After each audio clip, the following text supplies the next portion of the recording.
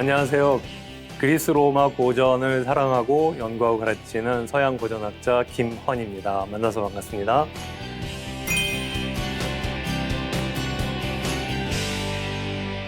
오늘 저는 트로이아 전쟁 문학이 되다 이런 제목을 가지고 여러분들을 만나게 되었는데요. 제가 오늘 소개할 작품은 세 개의 작품입니다. 호메로스의 일리아스와 오디세이아, 그리고 조금은 낯설 수 있는데요. 베르길리우스의 아에네이스라는 작품입니다. 아마 그리스 로마 신화 전체를 통틀어서 가장 유명한 전쟁, 그리고 가장 규모가 큰 사건이 뭐냐 하면은 아마도 트로이아 전쟁을 꼽을 것입니다. 아킬레우스, 그리고 오디세우스, 헥토르, 파리스, 그리고 아에네아스라는 이런 쟁쟁한 영웅들이 총집결해서 무려 10년 동안이나 전쟁을 치열하게 치르게 됩니다. 그리고 전쟁이 끝난 다음에 승자는 어떻게 할까요? 전리품을 챙겨서 집으로 돌아가겠죠.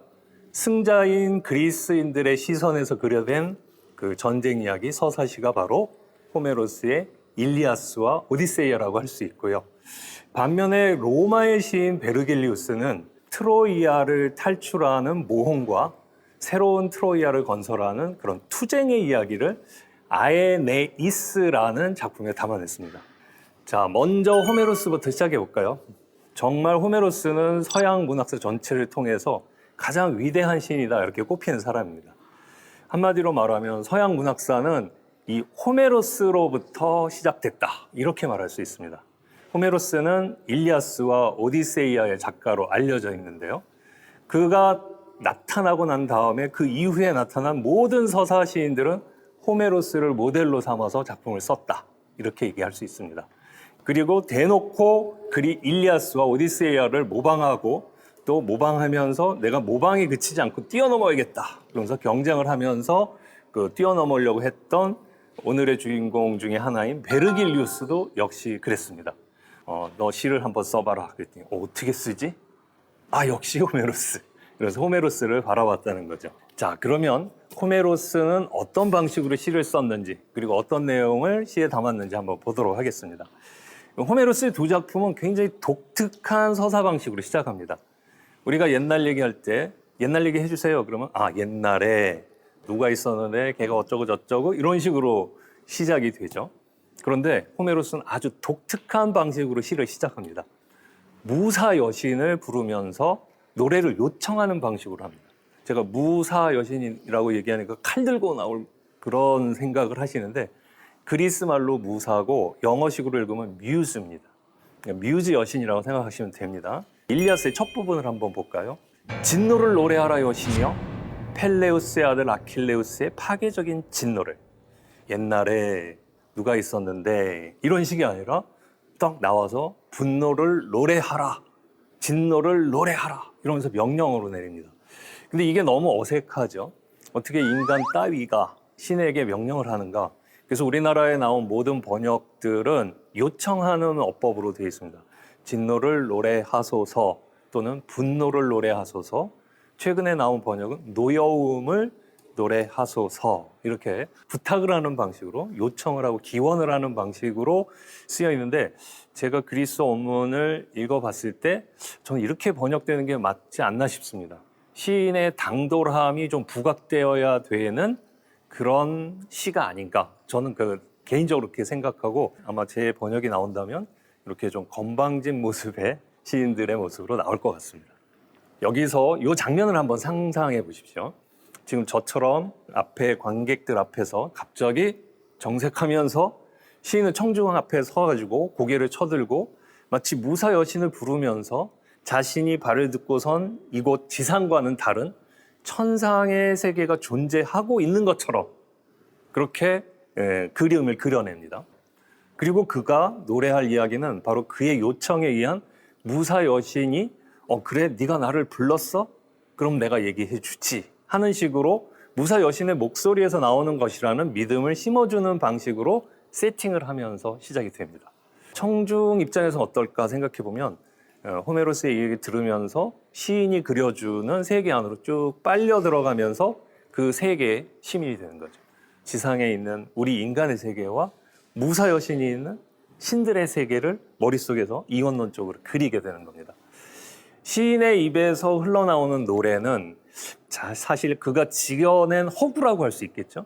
이런 세팅을 딱 해놓고 정색하면서 신의 빙이 되어서 노래하는 것처럼 하니까 무사 여신이 나타나서 노래를 하는구나, 무사 여신이 노래하는 진실이구나, 이렇게 믿게 만드는 거죠. 그러니까 시인의 첫 명령으로 사람들의 눈에 보이는 것만이 전부가 아니고 보이는 것 너머에 보이지 않는 존재와 힘이 존재하고 그 힘이 우리 세계 모든 사건들을 만들어 나간다는 그런 이원론적인 세계관을 그리게 만듭니다. 이런 세팅이 굉장히 독특한 방식이라고 할 수 있죠. 자, 일리아스 작품 앞부분에 진노를 노래하라 이렇게 시작되죠. 이때 진노는 펠레우스의 아들 아킬레우스의 진노인데요. 이 진노라는 말은 그리스 말 메니스라는 말을 번역한 건데요. 이 메니스라는 말은 대부분 신에게 붙고 인간에게는 붙지 않는 그런 단어입니다. 예를 들어서 여러분 진노하셨나요? 이러면 좀 어색하죠. 네. 진노는 이 왕이나 무슨 임금님 이런 분들이 해야 될 것 같은데 애기한테 야야 너 진노하지 마, 이것도 좀 잘 안 맞는 거죠. 그런 것처럼 그 진노라는 말은 사실 신들에게만 붙이고 인간에게는 붙이지 않는 그런 단어라고 생각하시면 됩니다. 아주 예외적으로만 붙는 단어인데 이게 지금 아킬레우스에게 붙고 있다는 건 첫 구절부터 듣는 사람에게는 굉장히 충격적인 이야기입니다. 여러분 점심 드셨나요? 점심 식사 하셨죠? 이러면 되는데 여러분 술 한 쌍 드셨나요? 그럼 제가 여러분 굉장히 격상시키는 거죠. 이 메니스라는 단어가 그런 거라고 생각하시면 됩니다. 자, 어쨌든 이 작품에서 아킬레우스는 2번 분노하게 되고 그의 분노는 그의 어머니 테티스의 움직임을 따라서 신들이 사는 천상의 세계로 상승하게 됩니다. 그러면서 인간적인 분노가 신적인 진노로 격상한다. 이런 장면을 우리가 목격할 수가 있습니다. 그런데 이 아킬레우스가 보여줬던 2번의 진노는 아주 극명한 대조를 이루면서도 이 작품 속에서 절묘하게 연결되면서 극적인 반전을 일으키게 됩니다. 일리아스의 제1권에서 아킬레우스의 첫 번째 분노가 폭발하게 됩니다. 사건의 발단은 어떻게 되냐? 전쟁이 10년째 되는 해인데요. 10년이 되는 동안 트로이아가 정복이 되지 않는 거예요. 그런데 그리스 연합군의 총사령관이 누구였냐면 아가멤논이었겠어요. 아가멤논에게 사람들이 몇 번의 승리를 통해서 전리품을 주게 됩니다. 그래서 아가멤논이 데리고 있던 전리품으로서의 한 여인이 있었는데 그 여인이 크리세이스라는 여인이었습니다. 근데 이 크리세이스는 아폴론 사제의 딸이었습니다. 사제의 이름은 크리세스. 이것도 좀 주의를 해야죠. 아버지 이름은 크리세스, 딸의 이름은 크리세이스.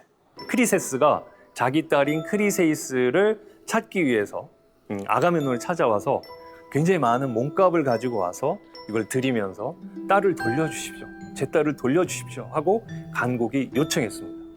여러분이 어떻게 하시겠습니까?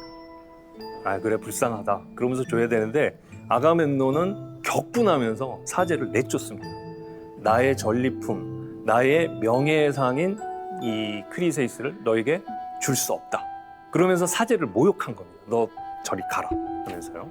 근데 이 크리세스는 아폴론 신의 사제라고 했잖아요. 그러니까 나중에 와가지고 아폴론 신에게 기도를 한 겁니다. 제가 이렇게 모욕을 당했는데 저의 이 울분을 안 갚음해 주십시오. 그러니까 그때 아폴론이 진노를 하게 됩니다. 그러면서 그리스 이놈들 가만두지 않겠다. 그러면서 내려와가지고 그리스 진영을 향해 역병의 화살을 쏘게 됩니다. 그러자 그 그리스 진영이 초토화되면서 병사들이 역병에 걸리면서 쓰러집니다. 그리고 이 모습을 보고 있던 아킬레우스가 나서게 되죠. 아가멤논을 찾아가서 회의를 열고 그 여인, 문제의 여인 돌려주라고 촉구를 한 겁니다. 당신 때문에 우리 다 죽습니다. 다 죽게 됩니다. 이러면서요. 그러자 궁지에 몰린 아가멤논은 좋다. 내가 가지고 있는 이 크리세이스를 돌려주겠다. 하지만 내가 명예상이 없이는 이건 너무 창피해서 있을 수가 없다. 그러니 너 아킬레우스, 네가 데리고 있는 그 여인 브리세스 내놔라. 이러면서 몽리를 부리는 거예요. 이 얘기를 듣고 아킬레우스가 어땠을까요? 알았습니다. 줬을까요? 네, 주긴 줘요. 근데 너무 화가 나는 거죠. 아가멤논의 이 파렴치한 갑질에 모욕을 느끼는 아킬레우스는 분노하면서 좋아, 데려가려면 데려가라. 하지만 난 더 이상 전쟁에 참여하지 않겠다. 나 없이 잘해봐라. 이렇게 해서 이 작품 속의 첫 번째 아킬레우스의 분노는 이런 식으로 폭발하게 됩니다. 자, 그런데 아까도 말씀드렸지만 아킬레우스의 분노가 진노로 격상하는 장면, 이 장면을 잘 보면 호메로스가 정말 천재적인 작가구나 하는 걸 느낄 수가 있습니다. 모욕을 느끼고 회의장에서 물려난 아킬레우스, 그리고 아가멤논은 그때 아킬레우스에게 사람을 보내서 기어이 정말로 그 아킬레우스의 여인을 뺏어갑니다. 여인을 빼앗긴 아킬레우스 정말 화나고 슬펐겠죠. 그래서 그 슬픔과 분노를 이기지 못하고 눈물을 흘리면서 전우들을 떠나서 바닷가로 홀로 가게 됩니다. 그리고 멀리 바다 저편을 바라보면서 어머니를 부릅니다. 좀 영웅 같지 않죠? 네. 뺏겼다고 해서 바닷가에 와가지고 엄마! 하고 우는 겁니다. 엄마는 바로 그 바다의 여신 테티스입니다. 어떻게 울부짖었냐면 이렇게 울부짖었습니다. 어머니, 저를 짧게 살다갈 놈으로 낳으셨잖아요. 그러면 명예라도 저에게 쥐어줬어야 마땅해요. 올림포스의 높이 천둥치는 제우스는 허나 지금 절 조금도 존중치 않았어요. 저를 아트레우스의 아들, 위세당당한 아가멤논이 모욕했거든요. 직접 제 명예의 상을 빼앗아 가졌단 말이에요. 근데 아킬레우스가 얼마나 세게 울부짖었는지 바다 밑에 있던 엄마의 귀에 그게 들린 거예요. 그러니까 바다 깊은 곳에 있던 엄마 테티스가 떠올라서 아들 곁으로 온 겁니다. 그래서 왜 그러니 하고 그 자초지정을 다 듣고는 너 가만히 있어. 그러면서 어디로 올라간? 올림포스로 올라간 거예요. 누굴 만나러? 네, 제우스를 만나러. 제우스님, 제 아들이 모욕을 당했습니다. 제가 옛날에 도와준 적 있잖아요. 이번에는 제우스님께서 저를 도와주십시오. 이 아가멤논이라는 놈이 제 아들 아킬레우스를 모욕했는데 내 아들을 모욕한 걸 뼈저리게 후회할 수 있도록 트로이아에게 패배할 수 있도록 해주십시오. 자기 아군들이 적군에게 패배하게 해달라고 요청을 한 거죠. 영웅 같은가요? 자, 그런데 여기서 주목할 것은 테티스의 동선입니다. 테티스의 움직임에 따라서 아킬레우스의 한갓 인간적 분노는 지상의 사건에서 천상의 사건으로 상승하는 겁니다. 바다 깊은 곳에서 나와서 땅에서 아들의 목소리를 듣고 아들의 슬픔과 분노를 안고 하늘로 올라간 거죠. 테티스가 간청한 것을 듣고 제우스가 수락했습니다. 알았어, 내가 그렇게 해주마. 그리고 고개를 끄덕였는데 고개를 끄덕이는 순간 올림포스가 뒤흔들렸다는 거예요. 이런 장면으로 호메로스가 그려낸 겁니다. 자, 이게 첫 번째 진노입니다. 근데 아까도 말씀드렸지만 두 번 진노한다고 그랬죠. 아킬레우스의 두 번째 진노는 첫 번째 진노로 인해 촉발되었는데 그 연결점이 굉장히 역설적입니다. 아킬레우스, 나 전투에 더 이상 나가지 않겠어 해놓고 테티스의 요청 그리고 제우스의 수락에 따라서 어떻게 되죠? 그리스군은 트로이 군에게 계속 패배하게 됩니다.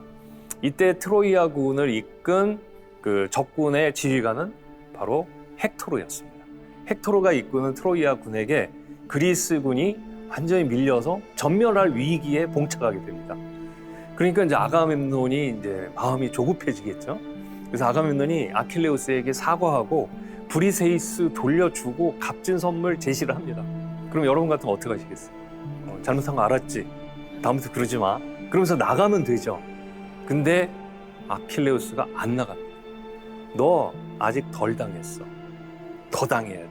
아주 피눈물이 나야 돼.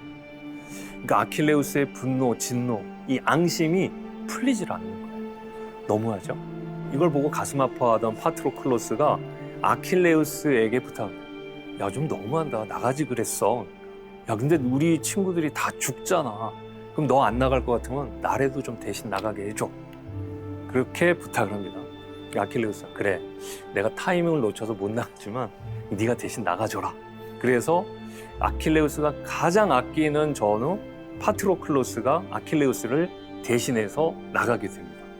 자, 그러는데 그냥 보낼 수는 없잖아요. 그래서 아킬레우스가 너 그냥 나가지 말고 내가 입고 싸우던 내 갑옷 그리고 그 창, 칼, 방패 이거 가지고 가. 그러면서 자신의 무구를 다 건네줘요. 근데 이 무구는 보통 무구가 아닙니다. 이 무구는 어머니 바다의 여신 테티스가 그 아킬레우스의 아버지 펠레우스랑 결혼할 때 대장장이신 헤파이스토스한테 선물로 받은 거예요. 이게 불멸의 무구, 신이 만들어준 무기입니다. 이걸 입고 나가서 싸우는 한 웬만하면 지지 않는다는 거죠. 자, 파트로클로스가 그 무장을 입고 나가게 됩니다. 그러면 이 파트로클로스는 파트로클로스 개인으로 나가는 게 아니라 아킬레우스를 대신해서 나가는 거고 또 다른 아킬레우스가 되는 것이다. 이런 상징적인 의미를 갖고 있습니다. 전투에 나간 파트로클로스는 승승장구하면서 트로이아의 인들을 밀어내게 됩니다. 하지만 여기에서 그 파트로클로스가 헥토르와 맞대결을 벌이게 됩니다. 맞대결에서 기세가 좀 꺾이더니 어떻게 됐을까요? 파트로클로스가 헥토르의 칼에 죽은 거예요. 그런데 여기서 또 이상한 일이 있습니다. 헥토르는 파트로클로스를 죽이고 나서 파트로클로스의 몸에 있던 아킬레우스의 무장을 막 벗겨냅니다. 그 무장을 벗겨서 자기 무장을 벗고 그걸 입습니다. 도저히 이해가 안 되죠. 네. 어떻게 적군의 옷을 입겠습니까? 이건 어떤 의미가 되겠습니까? 그 옷을 입는 순간 전쟁의 신 아레스가 헥토르의 몸에 들어가서 막 사기를 불어넣어서 헥토르의 사기가 하늘을 찌르듯 이렇게 치솟대는 거예요. 그 순간 헥토르는 그냥 헥토르가 아니라 트로이아의 아킬레우스가 되는 거예요. 그러니까 아킬레우스라는 건 개인의 이름을 넘어서서 최고의 전사라는 상징성을 갖게 되는 거죠. 근데 자기의 친구 파트로클로스가 죽었다는 이 소식 아킬레우스의 귀에 안 들어갈까요? 들어가겠죠? 헥토르가 자기의 친구를 죽이고 그 갑옷을 벗겨서 자기가 입은 그 행적을 알게 된 아킬레우스는 두 번째로 분노하게 됩니다. 친구가 죽었다는 소식을 듣고 아킬레우스가 정말 엉엉 웁니다. 영웅은 어떤 모습으로 울까요? 아마 그 장면을 보면 깜짝 놀랄 겁니다. 우리가 보통 영웅 그러면 뭐 이쯤이 돼야 되잖아요. 근데 마치 장난감 안 쏘아줬다고 땡깡 부리는 어린아이처럼 막 땅바닥을 대굴대굴 굴르고 먼지를 뿌리고 막 눈물 콧물 다 흘러서 얼굴이 뒤범벅이 된 거예요. 그러니까 이 소리를 듣고 또 바닷속에 있던 테티스 여신이 이번 또 뭐야 그러면서 어머니 테티스가 즉각적으로 반응합니다. 아들의 통곡을 듣고 테티스가 또 지상으로 올라온 거예요. 아킬레우스가 얼마나 분노했는가를 보여주는 또 호메로스의 아주 특별한 장치가 있습니다. 처음에 분노할 때는 그 테티스 혼자 올라왔죠. 근데 이번에 어마어마하게 우니까 테티스 혼자 올라온 게 아니라 테티스의 자매가 50명이 있거든요. 그 50명이 같이 올라온 거예요. 내 조카의 목소리가 그러면서 그 장면이 정말 장관이겠어요. 그림을 한번 그려보면 아킬레우스 막 땅바닥 뒹굴면서 콧물 눈물 다 범벅이 돼갖고 울고 있고 그 속에서 이모들하고 엄마들이 50명이 온 거예요. 왜 그래? 그러면서 이건 왜 이렇게 했을까요? 첫 번째 분노에 비해서 두 번째 분노는 한 50배쯤 크다는 것을 시각적으로 보여주는 거라고 할 수 있습니다. 그러면서 이제 얘기를 해요. 그러니까 저 이제는 파트로클로스의 원수를 갖기 위해서 헥토를 향해서 저 전쟁에 나가겠어요. 그러니까 첫 번째 분노는 아킬레우스 전쟁터에서 물러나게 했다면 두 번째 분노는 아킬레우스 전쟁으로 끌어들입니다. 근데 나갈 때 무슨 문제가 생기죠? 옷이 없어요. 그냥 나갈 수는 없잖아요. 그러니까 엄마가 좋다. 너의 결심은 맞다. 친구의 원수를 갖기 위해 나가는 건 그 영웅이 할 일이다. 근데 너 기다려라. 너 아무것도 없지 않니? 그러면서 이제 다시 테티스가 하늘을 향해서 올라가는 거예요. 헤파이스토스에게 부탁하죠. 내 아들의 새로운 무장을 만들어 다오. 그러니까 그 헤파이스토스가 알았습니다 하고 무장을 만들겠죠. 망치질을 하면서 올림포스가 뻥뻥 울리면서 또 전 세계를 울리는, 우주를 울리는 울림이 됩니다. 그래서 여기에서도 역시 그 아킬레우스의 분노가 또 다 한 번 전 우주적인 그 신적인 차원으로 격상된 진노가 되는 것입니다. 자, 이렇게 해서 새로운 무장을 입은 아킬레우스가 헥토르와 싸우기 위해서 나가게 됩니다. 이에 맞서는 헥토르 역시 파트로클로스가 입었던 아킬레우스의 옛 무장을 거치고 있는 모습이죠. 그러니까 아킬레우스와 아킬레우스가 싸우는 모습이 됩니다. 둘 다 신들이 인간에게 하사한 그런 불멸의 무구를 입고, 그러니까 겉으로 드러난 모습을 그대로 시적으로 표현하면 트로이아의 아킬레우스와 그리스의 아킬레우스의 대결이 되는 것이죠. 아까도 말씀드린 것처럼 아킬레우스는 한 개인의 이름이 아니라 최고 전사라는 일반 명사가 되는 겁니다. 이 대결의 승자가 진정한 아킬레우스가 된다고 볼 수 있죠. 트로이아 전쟁의 최고의 전사로 불멸의 영광으로 빛날 겁니다. 이 맞대결은 그동안 그 일리아스 전체가 이것을 향해서 왔다고 하기에는 너무 싱겁게 굉장히 간단하게 끝납니다. 아킬레우스의 창에 헥토르가 마침내 무너지고 말죠. 그러자 아킬레우스는 헥토르의 시신에 입혀있던 무장을 다 벗겨냅니다. 너 따위가 감히 나의 무장을 입다니. 그 벌거벗겨진 헥토르를 자신의 마차 뒤에 묶고서는 성 주위를 3번이나 돌게 되죠. 이 잔혹한 장면에 트로이아인들은 보면서 오열하고 전율하게 됩니다. 그리고 가장 사랑하는 아들 헥토르를 잃은 프리아모스, 너무나 가슴 아프죠. 아들을 찾기 위해서 프리아모스가 목숨을 걸고 아킬레우스의 진영을 찾아갑니다. 그리고 가서 내 아들을 돌려달라고 애원을 하게 되죠. 그리고 그 아킬레우스의 발 앞에 몸을 굽힌 채 격렬하게 울음을 터뜨립니다. 그래서 아킬레우스는 자기가 가장 사랑하는 친구의 죽음, 파트로클로스를 생각하면서 파트로클로스도 죽었고 파트로클로스를 죽인 헥토르도 죽고 나도 언젠간 죽겠지, 이런 마음을 하면서 내가 죽으면 나의 아버지는 지금 내 앞에 있는 프리아모스처럼 울부짖겠지, 이러면서 울음을 터뜨려요. 자, 이 장면도 굉장히 인상적입니다. 배경은 밤이고 밤의 어둠이 모든 전쟁터의 구분을 지웁니다. 그리고 불이 밝혀진 막사 안에 무장을 벗어낸 아킬레우스와 무장을 벗어낸 프리아모스, 즉 인간 대 인간이 만나는 거죠. 둘의 공통점은 가장 사랑하는 사람을 잃은 두 사람. 그러니까 전쟁터에서는 갑옷을 입고 서로 싸우지만 서로 사랑하는 두 사람을 잃은 그 공통점 속에 둘이 껴안고 울게 됩니다. 이 두 사람의 포옹의 모습은 일리아스 전체를 그야말로 극적으로 가득 채우는 듯한 그런 모습을 보이게 되죠. 그 일리아스의 마지막 장면은 열 이틀 동안 그 헥토르의 그 장례식을 치르는 장면으로, 그리고 장례식을 위해서 휴전하는 장면으로 그 진행이 되고요. 그리고 마지막 구절이 굉장히 인상적입니다. 자, 일리아스를 처음 시작하는 문장은 이랬습니다. 진노를 노래하라 여신이여. 진노라는 첫 번째 요 단어로 시작했는데 일리아스를 닫는 문장이 이렇게 됩니다. 이렇게 그들은 치루었다. 말을 길들이는 헥토르의 장례식을. 진노로 시작된 시가 장례식으로 끝나죠. 다른 말로 하면 죽음으로. 우리는 무엇을 위해 싸웠고 우리에게 남는 것은 무엇인가? 죽음? 뭐 이런 암시를 던지면서 굉장히 비극적인 모습. 장례식이 치러지는 동안 아킬레우스는 뭘 했을까요? 그 승리에 들떠서 막 신나서 잔치를 벌이진 않았겠죠? 앞으로 나에게도 닥칠 죽음을 생각하면서 자신의 인생의 의미를 곱씹지 않았을까? 이렇게 생각합니다. 자, 두 번째 이야기는 오디세이아인데, 오디세이아는 오디세우스라는 사람의 이야기라고 할 수 있습니다. 근데 호메로스는 주인공의 실명을 드러내지 않고 그냥 사람을, 남자를 말해달라고 무사 여신에게 요청합니다. 일리아스를 시작할 때는 주인공 아킬레우스의 실명을 그의 아버지 펠레우스까지 거명하면서 드러냈는데, 여기서는 이름조차 밝히지 않은 채 특정한 지시어도 없이 그냥 사람을 말하라 나에게. 근데 이 사람이 누구냐? 그가 바로 오디세우스인데, 오디세우스라는 이름을 감추고 있는 겁니다. 시가 시작되는 장면은 오디세우스가 칼립소라고 하는 여신에게 잡혀있는 장면을 시작합니다. 근데 칼립소라는 말이 굉장히 의미심장합니다. 칼립소는 감추는 자, 감추는 여인이란 뜻입니다.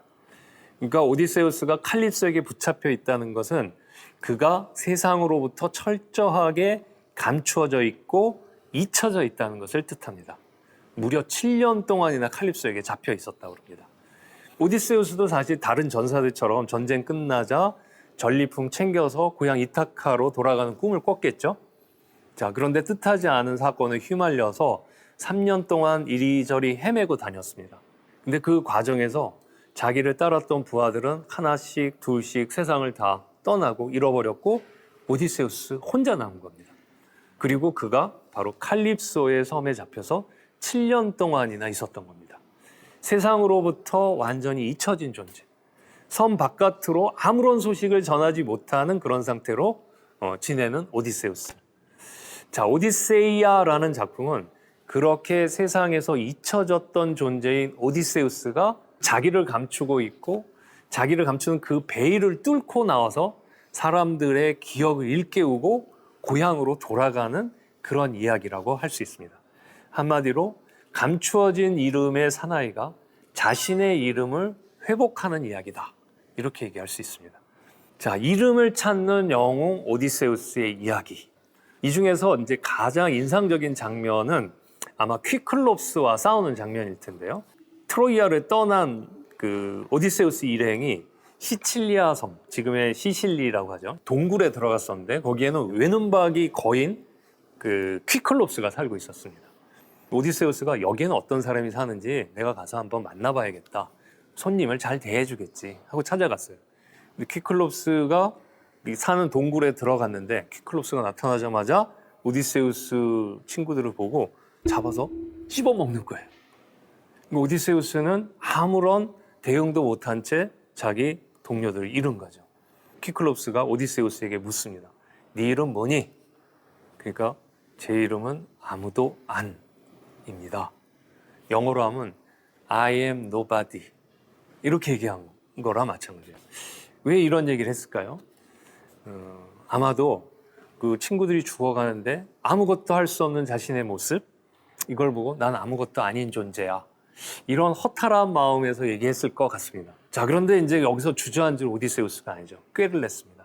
자기가 갖고 있는 포도주를 퀴클롭스에게 주면서 먹어보라고 하니까 퀴클롭스가 그걸 꾹꾹 마시고 취해서 누웠죠. 그러니까 그 옆에 있던 나무를 깎아가지고 눈을 푹 찔러버린 겁니다. 이게 외눈박이 거신이기 때문에 하나만 찔르면 장님이 되는 거예요. 눈이 먼 이 퀴클롭스가 막 고래고래 친구들의 도움을 요청했어요. 친구들아 도와줘, 내가 눈이 멀었어. 그러니까 친구들이 다 왔었어요. 그 동굴에 대고 보니까 그 퀴클롭스가 그 오디세우스 일행이 못 도망가게 동굴을 큰 바위로 막은 거예요. 그러니까 밖에서 노크를 하면서 야, 왜 그래? 그러니까 내가 눈을 찔렸어. 그러니까 네 눈을 찌른 애가 누구야? 그러니까 아무도 아니가 찔렀어. 아무도 아니 찔렀어. 이렇게 된 거예요. 그러니까 아무도 안 찔렀다고? 그럼 너 혼자 그러다가 눈 먼 거야? 그러면 신의 저주를 받은 거네. 그러면서 돌아간 거예요. 그러니까 절망 중에 자기 이름을 낸 나의 이름은 아무도 아니야 했던 게 그 결정적인 순간에 오디세우스를 구하는 이야기가 됐죠. 이 눈이 먼 퀴클롭스가 자기를 눈멀게 한 이 오디세우스 일행들을 찾으러 보복하러 막 다가갑니다. 근데 눈이 멀었으니까 어딘지 모르잖아요. 그럼 조용히 집에 가면 될 텐데 오디세우스가 야, 퀴클롭스 그러면서 부른 거예요. 그러면서 너 잘 들어.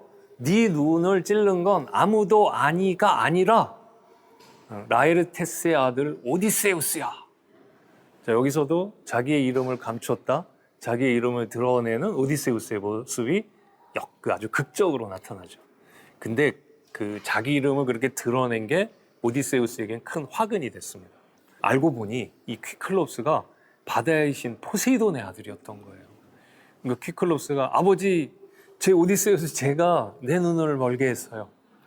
제 원수 좀 갚아주세요. 그러니까 그때부터 포세이돈이 오디세우스를 막 뒤 흔들어서 집에 곧게 못 돌아가게 만들었다고 볼 수 있는 거죠.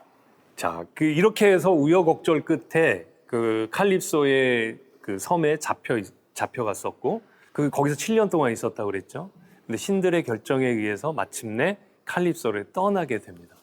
근데 칼립소를 떠나게 되는 순간 칼립소는 너무나 안타까운 거예요. 왜냐하면 오디세우스를 사랑했기 때문에. 그래서 오디세우스를 붙잡고 말립니다. 너 집에 가지 말고 나랑 살자.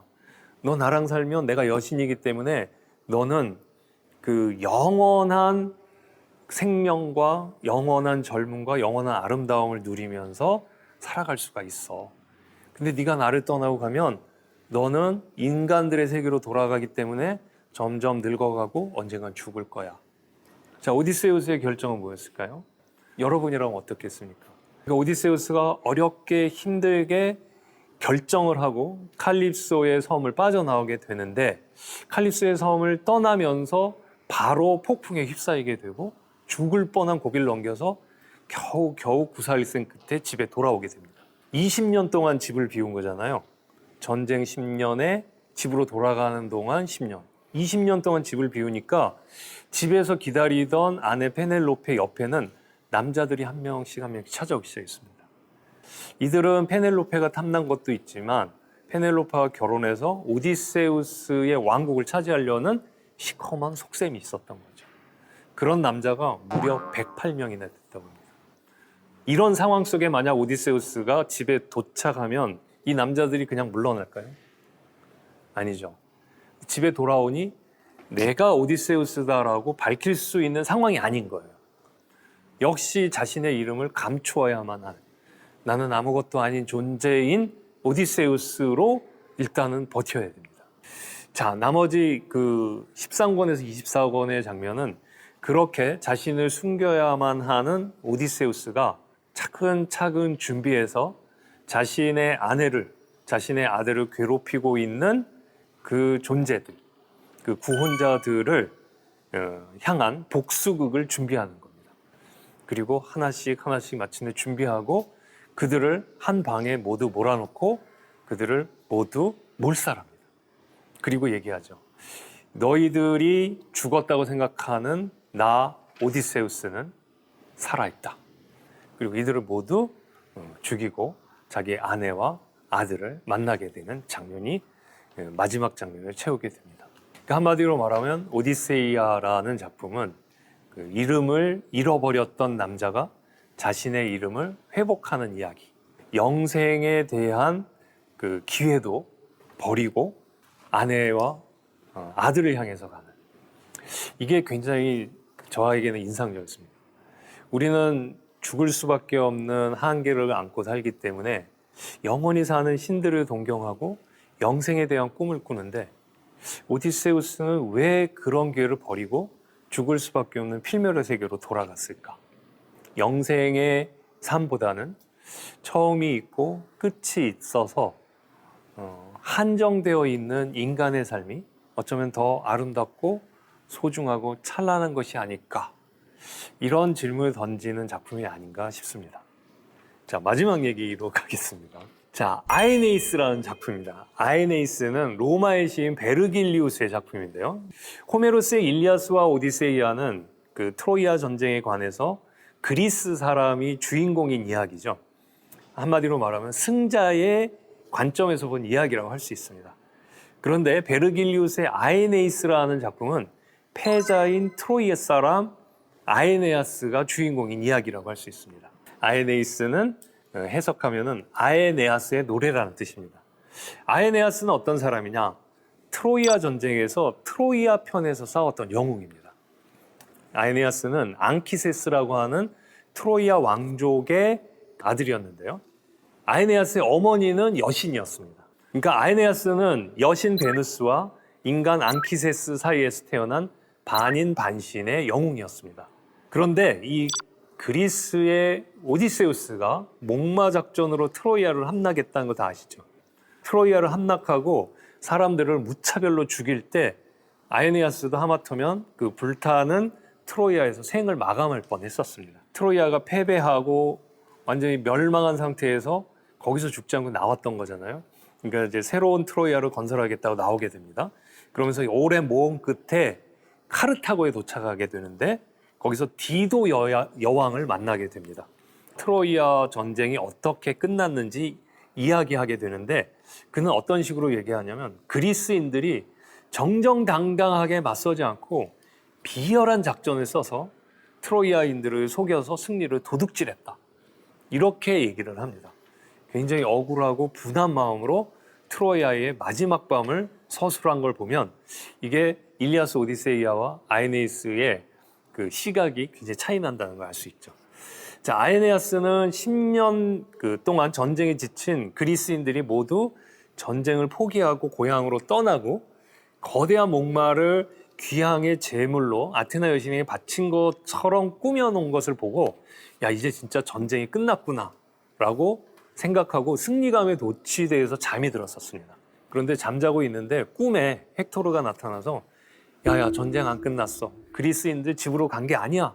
지금 그리스인들이 트로이아를 불태우고 사람들 죽이고 있어. 그러니까 너 여기서 이러고 있지 말고 남은 사람들 모아가지고 빨리 달아나서 후위를 도모해라. 이렇게 얘기를 해요. 잠자다가 깜짝 놀라가지고 잠에서 깨어났죠. 아에네아스가. 근데 탈출을 해야 되잖아요. 헥토르 말을 듣고. 그런데 헥토르의 말을 그냥 잊어버리고 그리스인들과 결사 항쟁을 하게 됩니다. 그리스인들은 사실 고향으로 떠난 것이 아니라 인근 섬 뒤에 숨어 있다가 트로이아 성 안으로 끌어들인 이 거대한 목마 속에 그 그리스의 최정예 전사들이 숨어 있었던 거거든요. 그리고 밤중이 되자 트로이안들이 모두 잠들자 그 트로이아 목마에서 내려와 가지고 성문을 열었습니다. 그리고 성문을 열자 돌아온 그 그리스인들이 들어가서 트로이아인들을 그냥 마구 죽였던 거죠. 아에네아스는 이 상황에서 급히 무장을 갖춘 다음에 그리스인들과 결사 항쟁을 했던 겁니다. 자, 이렇게 싸우고 있는 아에네아스에게 누가 나타났나? 베누스 여신이 나타나서 야, 너 여기서 목숨을 잃을 팔자가 아니다. 여기서 그러지 말고 트로이아 유민들을 모아서 빨리 이곳을 탈출하고 새로운 트로이아를 건설해라. 이렇게 경고를 합니다. 엄마 말을 듣고서는 아에네아스는 트로이아를 떠나게 되죠. 베르길루스가 이 시를 쓰면서 어떻게 쓸까 하다가 호메로스를 모방한 겁니다. 그래서 아에네아스 전반부는 마치 그 호메로스의 오디세이아, 즉 오디세우스의 모험 이야기인 것처럼 모방을 합니다.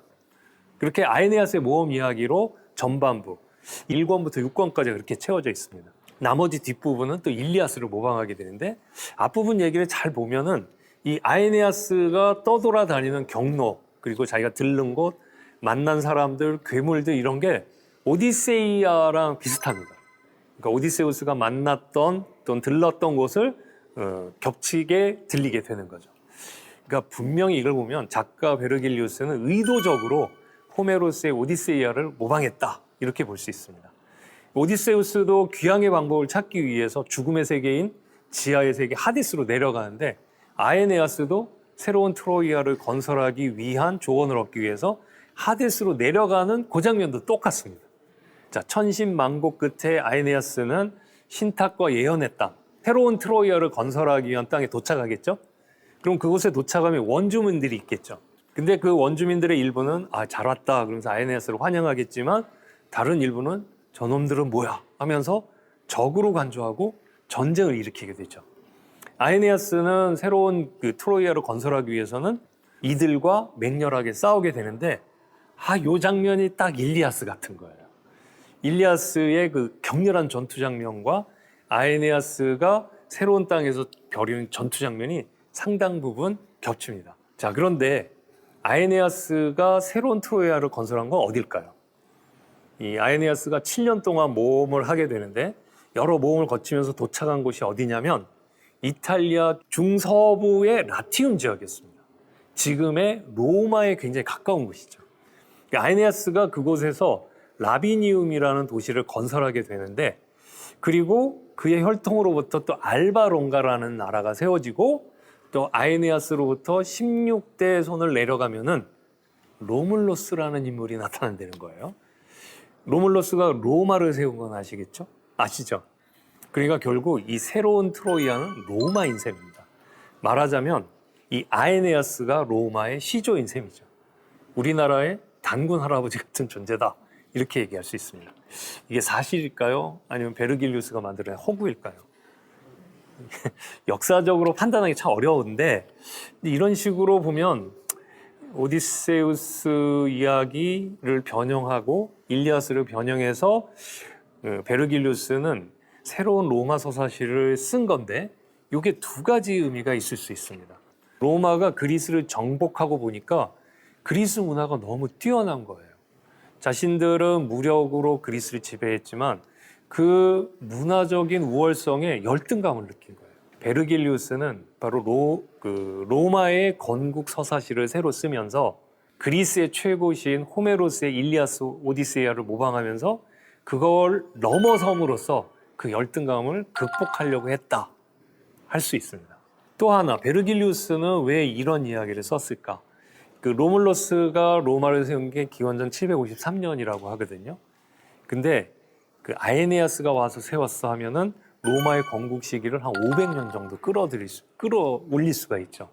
그러면 그리스에 대한 열등감을 이겨낼 수가 있고, 비록 트로이아가 그리스에게 패배를 했지만 그 패배는 굉장히 비열한 방법, 트로이아 목마르한 비열한 방법에 의해서 진 거고, 정정당당하게 싸웠다면 트로이아가 이겼을 거야 하는 자신감을 거기다 더 씌운 거죠.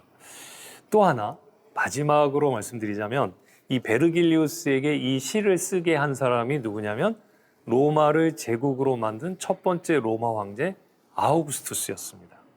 아우구스투스가 베르길리우스에게 이 시를 쓰게 한 가장 큰 원인은 우리가 로마 제국을 만들고 내가 첫 번째 황제가 되는데 이게 로마인들이 정당하다고 받아들일 수 있을 노래를 하나 지어달라. 왜냐하면 그 아우구스투스의 양아버지인 카이사르가 로마를 제국으로 만들고 황제가 되려고 하다가 어떻게 됐죠? 암살이 됐어요. 브루투스라는 공화정파의 칼에 맞아서. 그러니까 모든 로마인들이 이걸 받아들일 수 있도록 하자. 이런 그 생각에서 시를 짓게 했는데, 이때 베르길리우스가 생각한 게 그겁니다. 아에네아스 이야기를 빌려오자. 그러면서 뭐라고 했냐면 막 모험 중에 폭풍을 만나고 어려움에 처한 아에네아스에게 이런 식의 신탁을 내립니다. 아에네아스야, 두려워하지 마라. 너는 새로운 트로이아를 건설할 것이고 네가 세운 나라는 나중에 로마가 될 것이고 로마가 제국을 이루면서 지중해 세계를 지배할 것이다. 그 얘기는 트로이아 전쟁 시기의 이야기인데, 그 이야기를 듣는 사람은 그 로마가 제국이 만들어지던 시기의 사람이잖아요. 로마가 제국이 되는 건 그 옛날 유피테르, 제우스 신에 의해서 이미 예정되어 있는 일이구나라고 받아들이게 됩니다. 그리고 또 뭐라고 얘기하냐면 아에네아스야, 너의 자손 중에는 나중에 로물러스도 태어나고 로물러스로부터 또 나중에 카이사르와 아우구스투스라는 왕이 태어날 것이다. 그들이 로마를 제국으로 만들고 황제로 등극하면서 이 지중해 세계 전체를 지배하는 위대한 지도자가 될 것이다. 그 옛날 얘기를 들으면서 사람들은 현실에 있는 아우구스투스를 바라보면서 저 사람이 그 옛날 그 제우스와 그 유피테르에 의해서 예언되었던 그 인물이구나 하고 자연스럽게 받아들일 수 있는 그런 이야기로 만들어냈다고 할 수 있습니다. 제가 일리아스 쪽에 좀 무게를 많이 둬서 얘기를 드렸었는데, 일리아스와 오디세이아, 그리고 이 두 작품을 모방하고 경쟁하면서 새로운 그 로마 문학을 열었던 그 베르길리우스의 작품을 간략하게나마 이렇게 말씀드렸습니다. 여러분이 기회가 되신다면 이 세 작품을 한번 세트로 읽어보시면 좋겠다는 말씀 드리면서 제 이야기를 마치도록 하겠습니다. 끝까지 경청해 주셔서 감사합니다.